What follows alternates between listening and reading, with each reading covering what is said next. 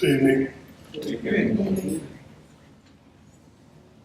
We're gathered this evening to celebrate and reflect on our service to the community and ask for continued guidance to use our resources wisely and well to represent all members of our community fairly and to make decisions that promote the common good. May we continue to recognize the responsibility of the Democratic Party to be mindful of the past as we focus on forging a better future and on the rights and the needs of both individuals and our community. As trusted servants, we seek blessings on our deliberations, our efforts to promote the principles for which we hold dear, and we pray that we never lose focus on what matters most. Thank you.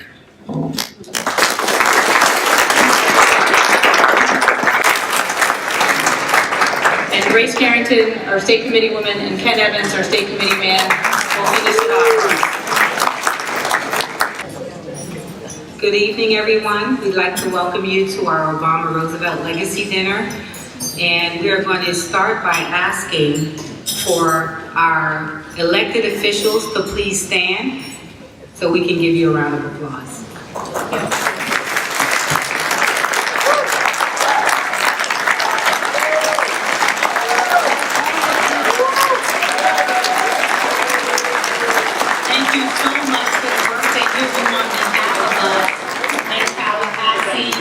In Washington, D.C., in Broward County, in our 31 municipalities, we just want to say thank you, thank you, thank you.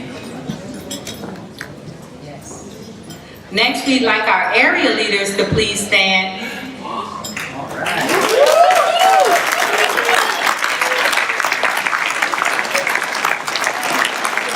They do tremendous work. You talk about boots on the ground. These are the folks that organize, mobilize, so we can win.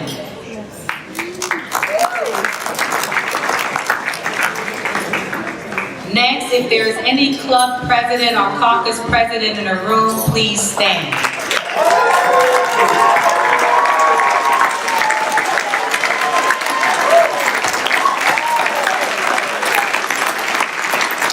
Ladies and gentlemen, these people lead the Army.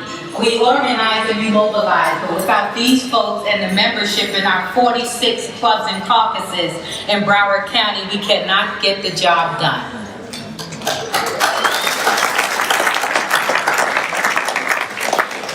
And finally, I'd like to ask all the candidates that are running for elective office to please stand.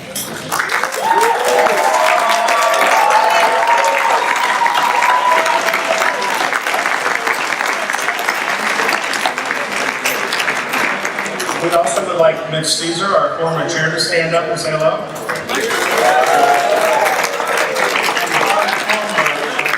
Our former clerk of courts.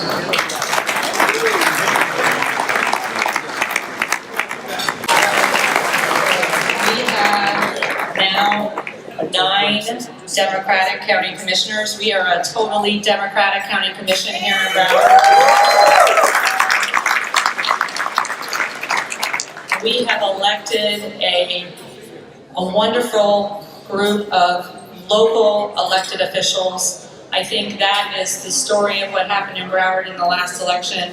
Our own corresponding secretary, Joshua Simmons, was elected as the first Black elected official in New York City, Palm Springs.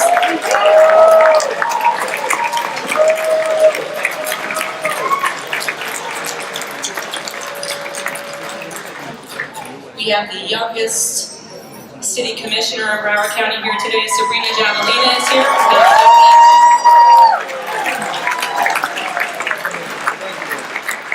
Our young Democrats stepped up big this year, bought tables and donated money to us. I think that we have a bright future here at Broward County with a lot of young Democrats who are going to carry us forward. And of course, I would be remiss if I not speak about our good friend, our Broward County hometown girl, Nikki Freed, now our Commissioner of Agriculture, who ran a tremendous campaign, who I think people doubted her. I think she went around and she sat with people and she said, I want to run, and I think there were people who wondered why she was running.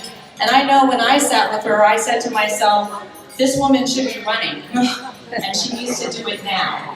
And sure enough, she got herself elected, and now we are so proud that she is from our county. These are the small things, these are the things that are wonderful that are happening here.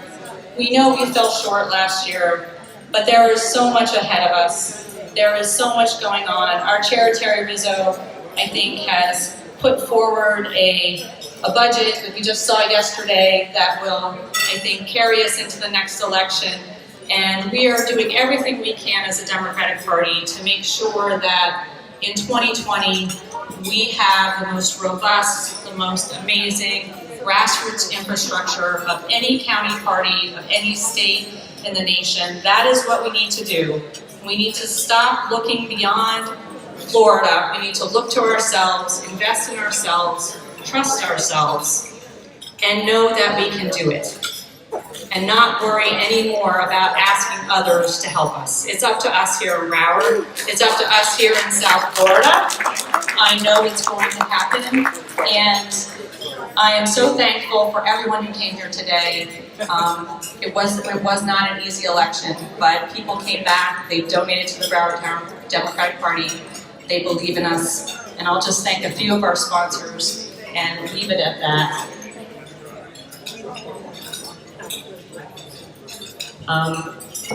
IBEW, Debbie Wasserman Schultz, Ted LeWage, the Realtors of Palm Beach and Greater Fort Lauderdale, Florida Power and Light, Mace Management, International Union of Painters and Allied Trades, Joe Geller.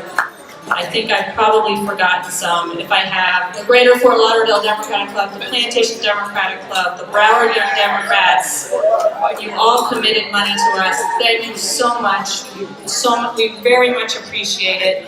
And my final word today, there was someone who is not here with us tonight. I think that we should all remember our Congressman, Elsie Hastings, could not be with us here this evening. That is something that we should all just keep him in your thoughts and prayers. He wanted to be here, but he was not able. And thank you, everyone, and enjoy your dinner. Thank you.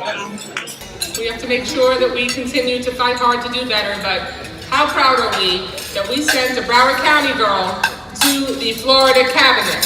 Congratulations, Nikki Freed, and go Gators, by the way. So, I know how hard so many of you here, especially the DEC leadership, worked to make this evening a success. But somewhere floating in the online social media universe was a photo that caught my eye when I noticed that Ken Evans was sitting in front of an ironing board this afternoon, ironing the linens. Ken, I brought a few of my own from home, and if you could get started on mine after the dinner, I would be forever in your debt. Don't let anyone say that no task is too small here in Broward County. It really gives me tremendous, tremendous pleasure and hope to see all the faces of a new generation here. Just took a fantastic photo with Terry and the Broward Young Democrats' brand new board.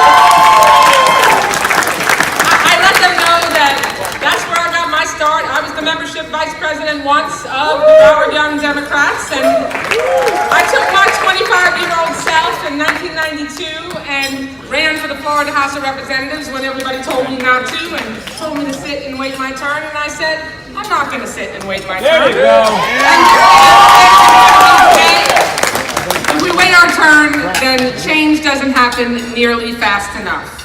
The fundamental strength of the Democratic Party and what brings us all together tonight is our willingness to unite in lifting up our brothers and sisters. A desire to fight for people who may not look like us, who may not pray like us, who may not yet speak our language, but who deserve the same basic dignity and rights as you and me. That is what our party is all about, isn't it? Yeah. We fight to lift people up because we know that there is always a bully on the other side trying to hold people down. A bully who preys on the weak and the powerless and exploits our worst instincts by encouraging us to fear and hate the other. A bully who will scapegoat the marginalized to distract from and deflect any responsibility for the real problems in our society. You know the big bully I'm talking about. He lives, for now at least, in a big white house. Don't worry though, we'll be serving him an eviction notice next year. Bye-bye. Now, as you all know, Donald Trump has now declared a fake national emergency in order to build a wall on our southern border. Of course, there is no national emergency. This is all a stunt to blame our nation's problems on the undocumented immigrant, the refugee, the mother and child fleeing violence, poverty, or chaos. Let's be clear, he's villainizing the same lack of opportunity that led each and every one of our ancestors to come here to America. I'm a second-generation American on both sides of my family. Poland on my father's side, Austria on my mother's side, and 2 generations later, our family has a member of the United States House of Representatives. Only in America. Only in America. Now, this villainization is taking the shape of Donald Trump being willing to steal $3.6 billion from our military budget to build this wasteful monument to his own vanity and racist policies. But elections have consequences. Now that the Democrats are in the majority, I serve as the chair of the Appropriations Subcommittee that controls all of our military construction around the world. I'm sure that's really annoying to Donald Trump. If it isn't, I'm going to make sure he knows. This week, we held a hearing to question the president's political military leadership about the projects that they previously told us were vital for our military readiness. I asked them if they think Trump's wall is more important than any of these projects. Crickets. Not one project did they name that was less important than a border wall. They didn't try to defend Trump's border wall boondoggle. They just towed the line on the fake emergency. And instead, they told our committee that the wall would delay new hangars for billion-dollar jets or schools for soldiers' children. And the reality is, and let this sink in for a moment, that 32%, according to our military, 32% of our military's infrastructure is in poor or failing conditions.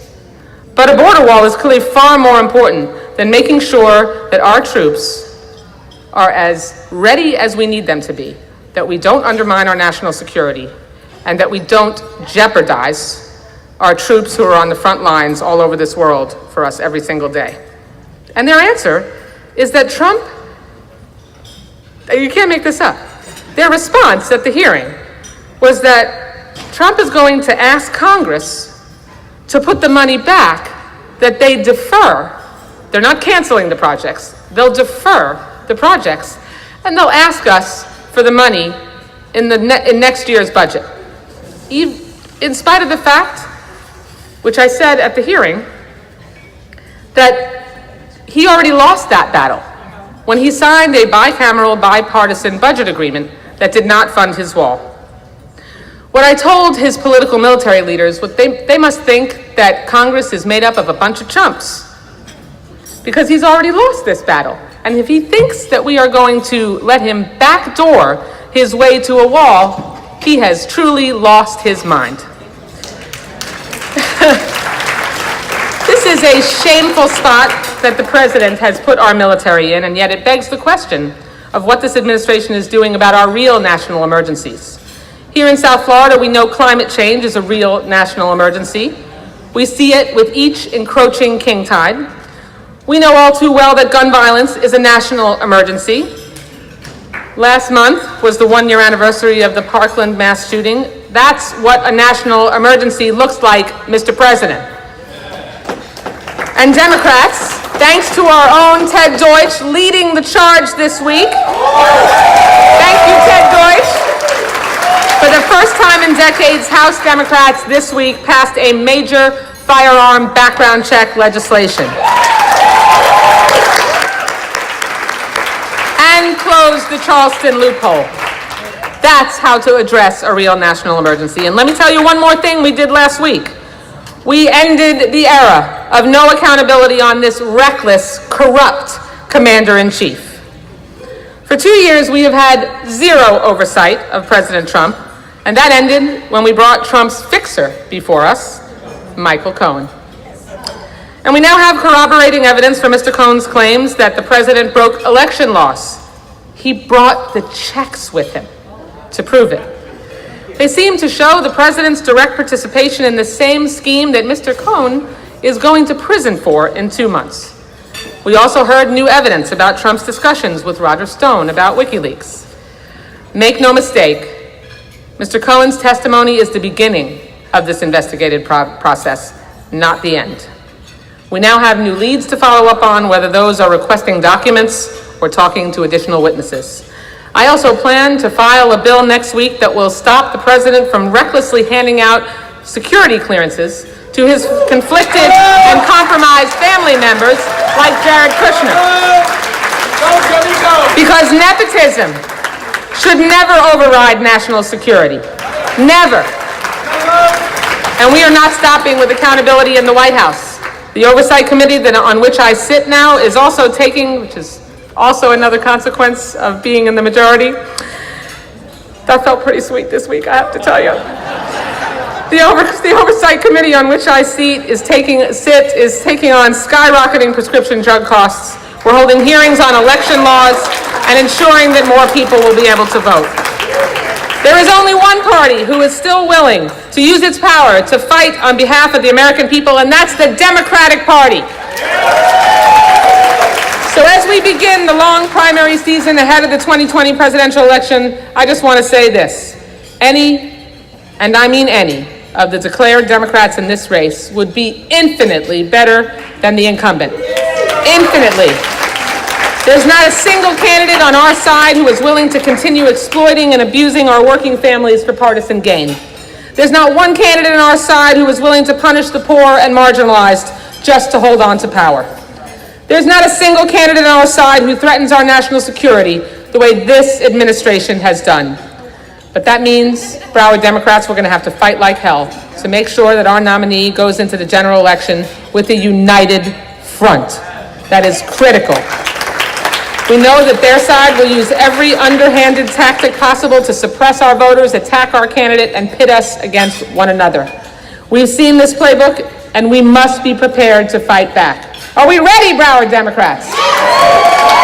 I know everyone in this room is going to stand with me and Ted and Alcee and Frederica to do just that. And before I hand the podium back over to Cynthia, I just want to say what an honor it is to be one of your voices in Washington. The privilege that it represents to represent our community in our nation's capital is the greatest professional joy of my life. Thank you so much to each and every one of you. On to more Democratic victories. Thank you and have a great evening. I've got your linens right here.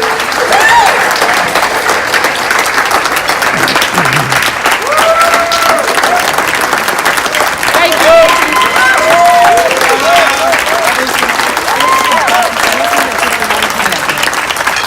On the Oversight Committee, there is every reason. She confirmed for us again why Donald Trump ought to be very worried about what she's going to do for next year to hold him accountable. Let me just say one thing. We are so going to elect a Democratic president of the United States. All right. Sorry, Manny. All right. So let me just do this. This past week, the House of Representatives voted, as Debbie pointed out, and nice to acknowledge me, but it's the work that all of us, that I did with Debbie and Alcee and our whole delegation, the gun safety majority that we now have, and our good friend Eric Swalwell, whom I'll get to in a second. We passed, for the first time in decades, two major pieces of gun safety legislation in the U.S. House. And it's just more than a year past the horrific tragedy in Stoneman Douglas, and we have been so inspired by the young people. We've been so inspired by the movement that they helped create, and in particular, we have also been so inspired by the courage of so many of the families. The reason that we were able to succeed this week, the reason that things are now different in the House is, yes, in part because there's now a majority that supports gun safety. It's also because the culture is changing.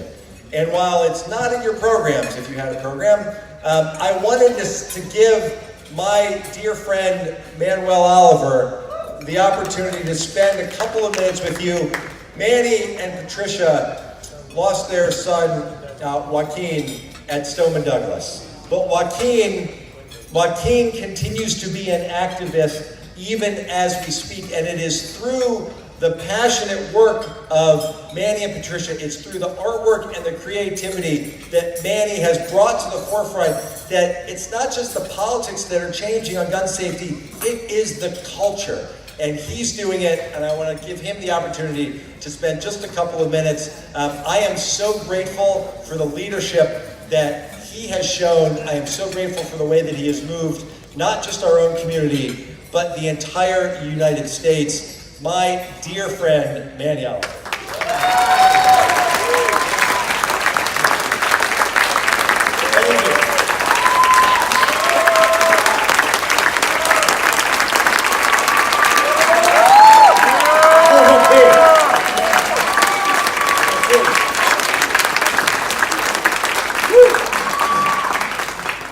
Let me start by saying this.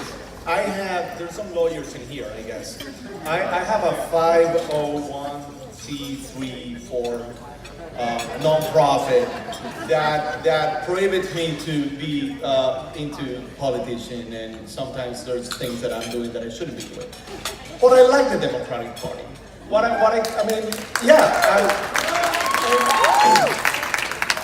And I think that's a new way to endorse you guys next year, that we're planning to do that, is that it doesn't matter who we like, but it really matters is what you guys like. And I found that when we met, and with the few months after we met, you were understanding what we were looking for and the ideas that we were bringing, untraditional ideas, unconventional ideas that will somehow bring a new direction to the message. My wife Patricia, who is actually, I think she's taking a photo of me right now. we decided like 2 months after the tragedy of losing our beautiful son Joaquin that we wanted Joaquin to be one of the activist kids and not one of the victims. And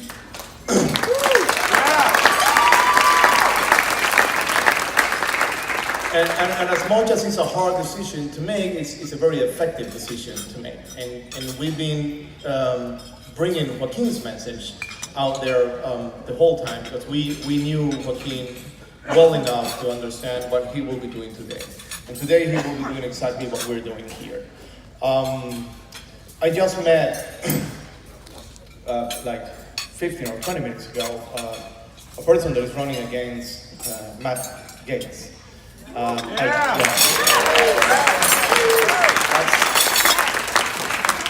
That's the video that you see, the guy that he was pointing at me, and he's gonna leave the room. I'm not leaving the room. So it's incredible. I mean, someone was saying that I'm not from Broward, and now I'm here. I'm not even from America. I wasn't born here. I moved here with my family 16 years ago, trying to find a safe place for all of us, and my son was shot in his school. After we did all the homework and we did everything by the book, and we didn't jump any wall, we just purchased a ticket and we came here legally, and here we are going through all these nightmares. Do you know where your kids are right now? It's a question that I need to make to all of you, and I'm pretty sure that after I finish here, you're gonna call your kids to make sure that they're okay. And I love this silence.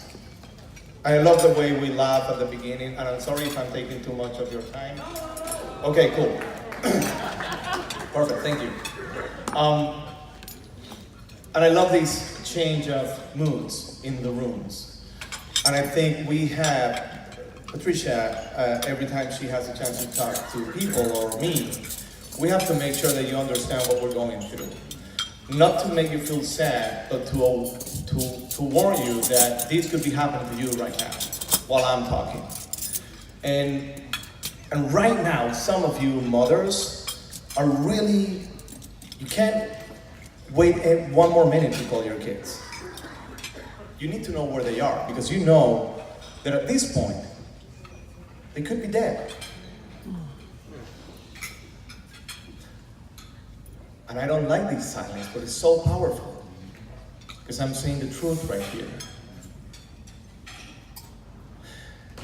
The difference between you mothers and Patricia is that she already knows that her son is dead. How powerful is that? How unconventional is that? How out of the box is that? How fucked up is that? Coming from a father. That's what we're here for. Me, Patricia, and Andrea, we're going to keep on doing this. Because last time I had the chance to talk to Ted in his office, that, by the way, my wife had a brilliant comment last night. She said, "Oh, you have another TED Talk." Yes, I do. I have another TED Talk. And how we are able to understand that the same way that I need Ted to do what he's doing, and everyone inside Congress, they need us to do what we keep on doing every single day. And great for me to be able to introduce Eric. On behalf of our whole delegation, I will also add my name to the list of everyone who has spoken about Alcee. Alcee wanted to be here tonight. He can't be here. I would join Cynthia in just asking all of you to think good thoughts about Alcee. Alcee is in Washington working hard on behalf of Broward County at the same time that he is conducting his own battle, and we are with Alcee every step of the way. So Eric Swalwell, if you pay attention to social media, if you pay attention to his Instagram stories, you already know that he's here, because when Eric puts photos of his foot stepping off the jet bridge onto the plane, he is #Swalwelling. All right, Eric, I like to think I know a little about social media. I still don't get that, but everyone loves it. So I think it's amazing. Whether he's on that long trip back to his district in California, the 15th, or he's on his way to Iowa to help turn red seats blue, or tomorrow when he heads to Cedar Rapids, because he's interested in visiting Iowa a lot these days. Maybe he'll have something to tell us when he comes up here. Or when he comes to Broward County to rally Democrats as we fight to guarantee health care for all Americans, good jobs, protecting American people's freedom to dream for a brighter future. He is always on the move. He is one of the best members of Congress on social media. He is just generally a great member of Congress. I strongly recommend, by the way, that you follow him, you retweet him, you do all the other things that you can do on social media. He has been, and I'll finish with this before I call him up. Eric, he's ready. Eric has been such an important part of the Intelligence Committee, and he's been a vital colleague and partner of mine on the House Judiciary Committee. I'm sure you've noticed, as Debbie pointed out, it's great to be in the majority because we're working hard to hold President Trump accountable. We are ready to fight, and we're ready to fight on the Judiciary Committee to make sure that the Mueller report sees the light of day and everyone gets to read it. We are ready to stand up to the corruption of this administration, to ensure that the American people know the truth, to ensure that no one in any position or any office is above the law. As Broward Democrats, we know that this year was a turning point for our community and for our country. And as we head toward 2020 with the future so bright, we are so fortunate to have here tonight someone who is helping to lead that effort on accountability, to make sure that the president understands the role Congress plays, and to help lead the Democratic Party in that fight. It is my pleasure and honor to introduce my friend, Congressman Eric Swalwell.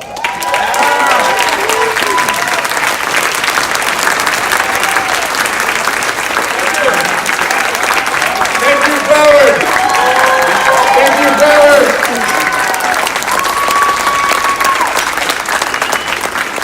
Thank you, Broward, and thank you to my friend Ted Deutsch and his wife Jill.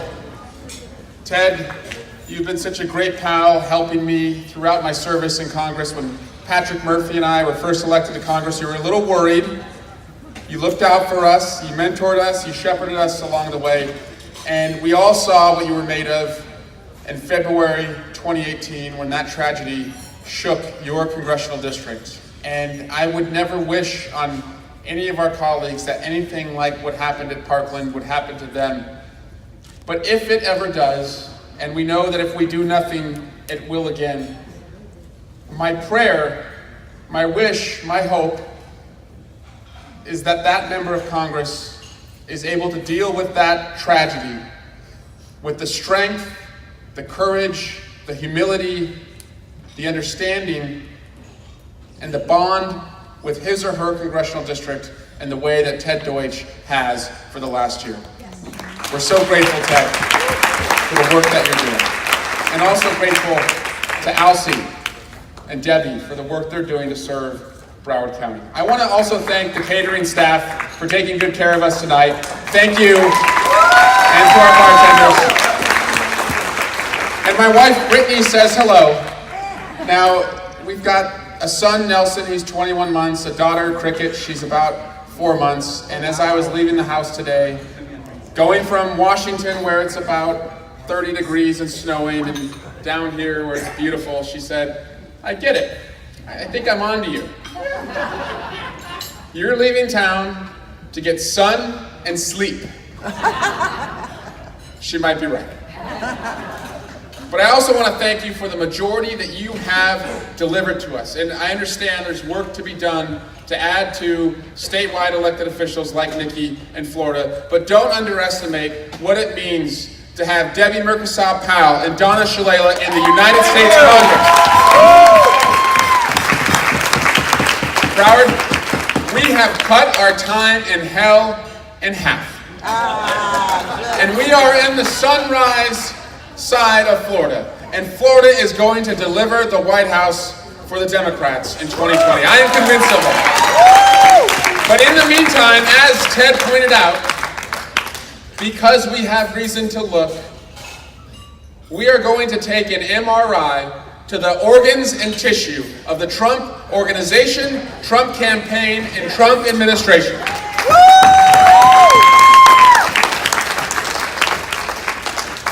And I know that you're here tonight, even after a brutal election, because you want to make sure that the promise of America reaches all Americans. It's something that I learned about riding my bicycle at 6 in the morning as a 9-year-old. You see, I got to that point being born the son of a cop in western Iowa and a mother who made dollhouses in the garage, baked wedding cakes in the kitchen, sold them to the community, and ran a very large, unlicensed daycare facility in our living room. Kids running around everywhere as she raised 4 boys with the single dream that their son, their firstborn, would be the first in the family to go to college. Wow. I would tell my dad when he'd bring the police cruiser home, "Dad, I want to be a cop just like you." And he would tell me, "Son, it doesn't work that way." His dream was for me to do better, dream bigger. He would tell me later on as I got older, he busted his back on the streets as a cop, that he wanted me to be able to use my mind to do the same work and serve justice as a prosecutor in a courtroom. So I saw them chase that dream all over the country, from Iowa to Oregon, up and down California, digging deep, sacrificing religiously, and putting me to work as soon as I was able. At age 9, took up a paper route. And on that route, I saw that the American dream had reached some blocks on my route and not others. I saw big houses. I saw houses with 2 new cars and houses with none. And I saw houses that didn't get the newspaper at all.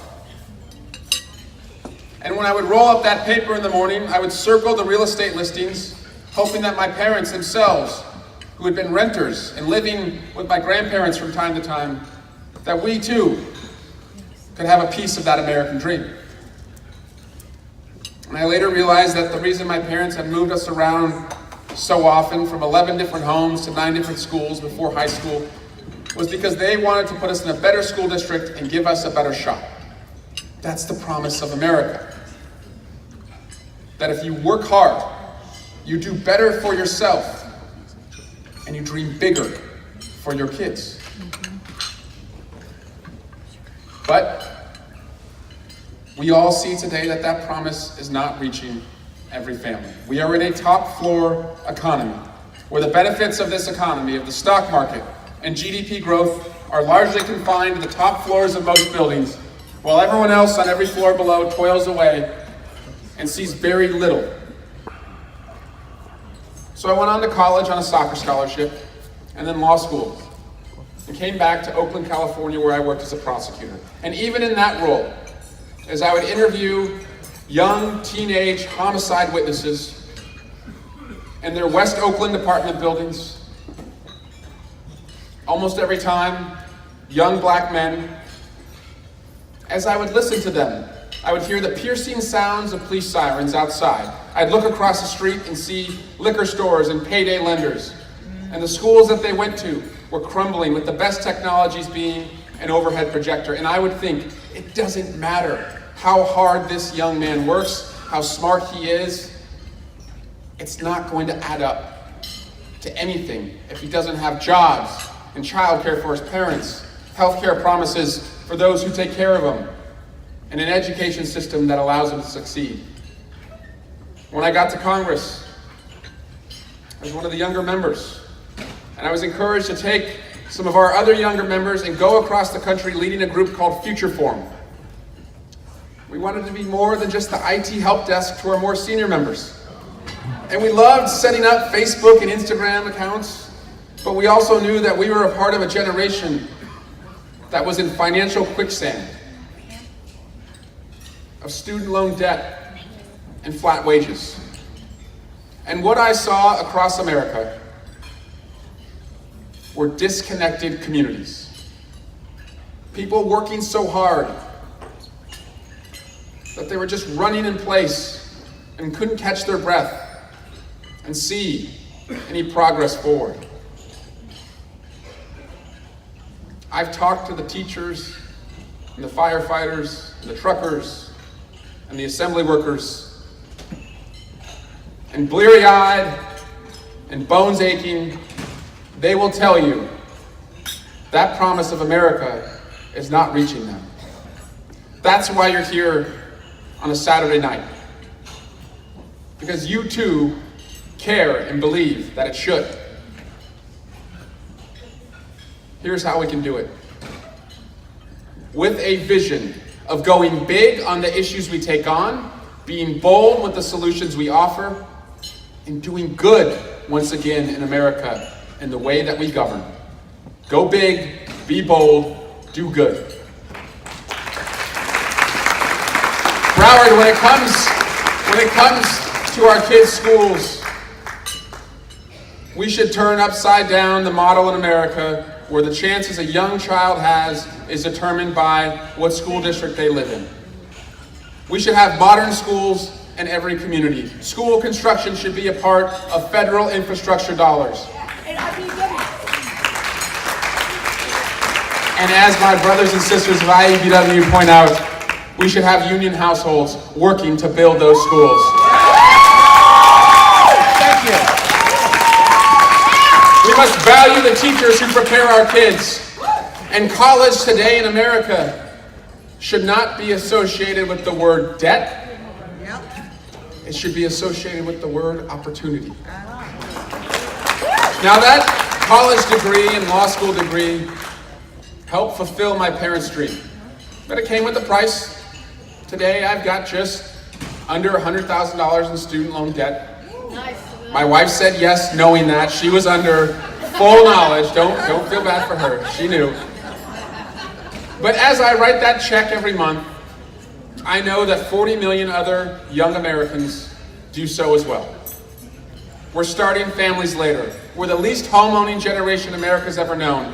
And we're the least likely to take a good idea and turn it into a business.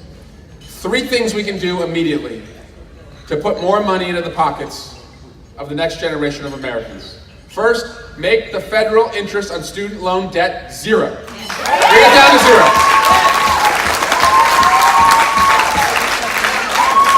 Second, allow graduates who are in the workforce to be able to refinance and negotiate the terms of their loan, just as they can for a mortgage or a commercial loan.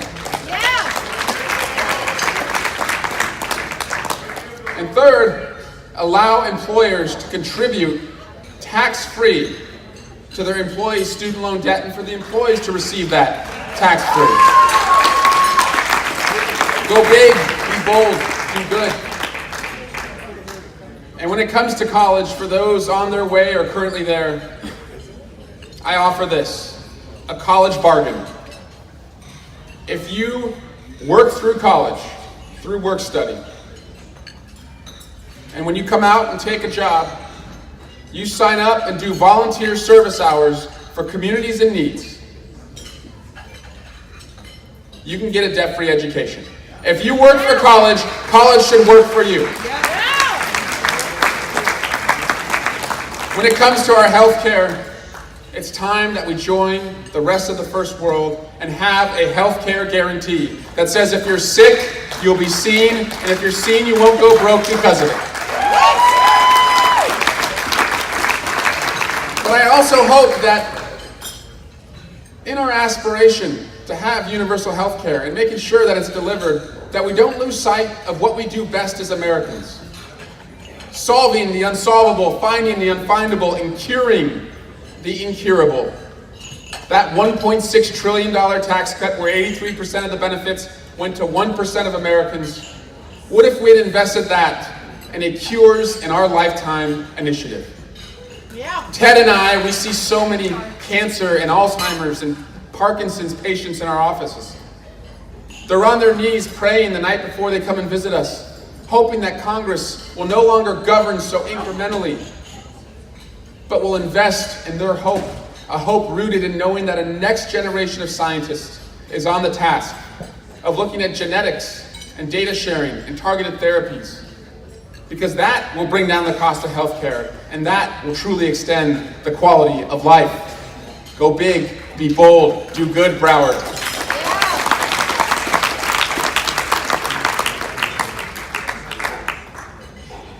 Doing better for yourself, dreaming bigger for your kids, the promise of America. And doing better, that means you do better with the things that you can count: your savings, wage growth, buying a home, having a secure retirement, but it also means doing better with the things that you can't count, but we all want to count on. Peace in the world, bonds with our neighbors, joy and optimism for the future of our children. Bless you. And yes, safety.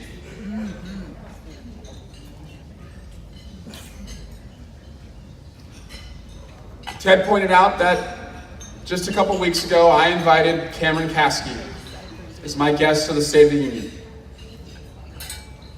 Because Cameron and his classmates, even after the tragedy that came to their school, still do not feel safe as they're asked and need to prepare and to study. And so Cameron sat in the gallery with Manny and Fred Guttenberg and other survivors from other tragedies across America. And after the speech, I went up, dejected, kind of embarrassed. I told Cameron, come with me, we'll take a walk. And I apologized to him that he did not hear a single word about what we would do collectively as Republicans and Democrats to address gun violence in America. But I told him, Cameron, don't lose hope, because tomorrow you're going to be my guest in the Judiciary Committee, and we're going to watch that committee with a new majority pass background checks. The first time, as Ted pointed out, since 1993. But we're not going to stop there.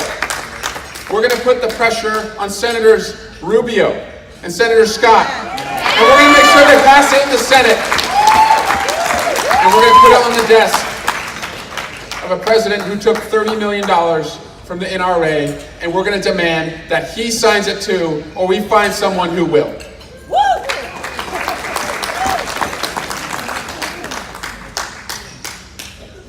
Our children are living in fear. But what you have told every American is that their right to learn without fear, their parents' right to hug them when they come home, and all of our rights, as we're dancing at concerts, worshiping in synagogues, shopping at the mall, our rights to live and love are greater than any other right in the Constitution. So let's not just have background checks on violent history. Let's ban and buy back every single one of the 15 million assault weapons that are on our streets.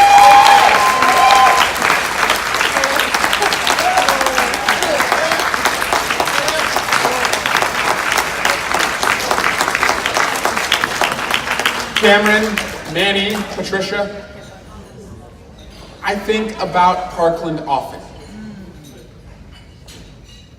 Hopes died there. But in a uniquely American way, owing to the strength and courage of children, hope was born there. I have hope that not just on the issue of gun violence, that this next generation, who was not a single issue generation, will move their activism from their schools to the streets, to the town squares and the town halls, and demand that we go big, be bold, and do good once again on education, on healthcare, on reducing gun violence. And that will bring the promise of America to all Americans. Now, this is the Obama-Roosevelt dinner.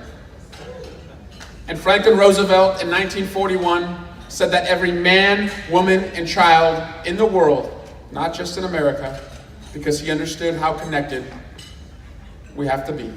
He said every man, woman, and child should have 4 freedoms. The freedom of speech, the freedom of worship, the freedom from fear, and the freedom from want. Our charge over these next 2 years is to restore those 4 freedoms. The freedom of speech, the press being declared the enemy of the American people. The freedom of worship, our symbol, the Statue of Liberty, yet we have a Muslim ban in our country. the freedom from fear, or as Roosevelt would probably call it today, the freedom from fear-mongering, as the president invents new caravans every single week on our southern border. And the freedom from want, the idea that after you work hard and do better, you have a retirement that is not rated to pay for tax cuts for the wealthy. We will restore those 4 freedoms. But in the spirit of going big, being bold, and doing good, Broward, let's add a 5th freedom. A uniquely American freedom. The freedom to dream. The dream that my parents dreamed for me in an Iowa driveway when my dad would pull the police cruiser up. The dream that every Broward family dreams for their kids. That if they are free to learn, they're free to dream. If they're free from discrimination, they're free to dream. If they are free to breathe clean air and drink clean water, they're free to dream. If they're free to vote with outside interference being taken care of, they're free to dream. And if they are free to work, even some 9-year-old who was delivering the newspaper this morning, freezing his little face off and looking at the biggest house in the block, he could believe that if he works hard enough, he could do better for himself. And yes, dream bigger for the next generation. I still believe in that America. I know you do too. Let's link arms together and fight to take it to every block and every floor. Thank you so much, Broward. Thank you.